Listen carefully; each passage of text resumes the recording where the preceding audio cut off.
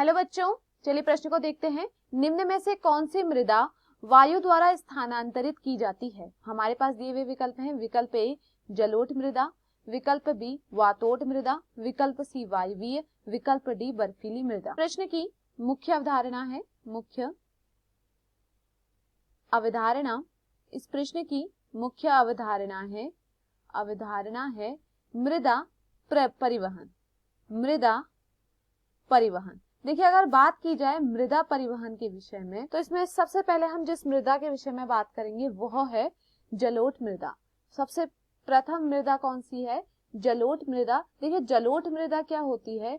जलोढ़ मृदा वह मृदा होती है जिसका परिवहन किसके द्वारा होता है? जल द्वारा होता है।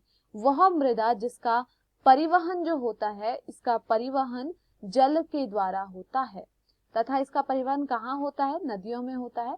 तो जलोढ़ मृदा जो होती है इसका परिवहन जल के द्वारा होता है। अगर दूसरी मृदा के विषय में हम बात करें तो वह आती है वातोड़ मृदा।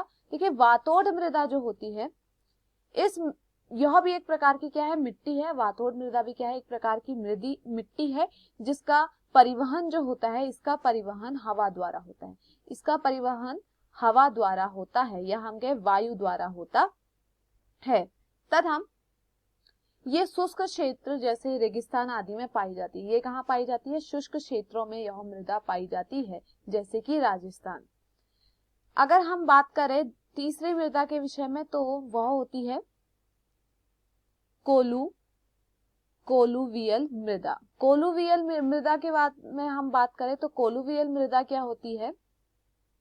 वह मृदा या फिर हम मिट्टी कहें कि जिसका जो क्या होती है, कटाव के कारण क्या होती है? एक जगह पर जमा हो जाती है। कटाव, वह मृदा जो कटाव या भूस्खलन के कारण क्या होती है? कटाव या भूस्खलन के कारण क्या होती है? एक जगह पर क्या होती है? जमा हो जाती है। इसको हम क्या कहते हैं? कोलुवियल मृदा कहते हैं। चौथे मृदा के विषय में अगर हम बात करें तो वह होती है बर्फीली मृदा या फिर हम इसे क्या कहते हैं? ग्लेशियर मृदा के रूप में भी जानते हैं। तो देखिए, बर्फीली मृदा क्या होती है? बर्फीली मृदा वह मृदा होती है जिसका परिवहन जो होता है, जिसका परिवहन बर्फ द्वारा होता है। इसका परिवहन बर्फ द्वारा होता है। क्या होता है? जो हिमखंड होते हैं अपने साथ मिट्टी अन्य कण को लाते हैं जिससे उनका क्या होता है? परिवहन होता है। तो चलिए प्रश्न को देखते हैं। प्रश्न में क्या पूछा गया है? निम्न में से कौन सी मृदा वायु द्वारा स्थानांतरित की जाती है? तो देखिए, अभी हमने पढ़ा था जो वातोड़ मृदा होती है वह उसका परिवहन किसके द्वारा होता है? वायु द्वारा होता है। तो जो दिए हुए विकल्पों में हमारा सही विकल्प होगा वह है विकल्प बी। मैं आशा करती हूँ आपको यह समझ में आया हो। धन्यवाद।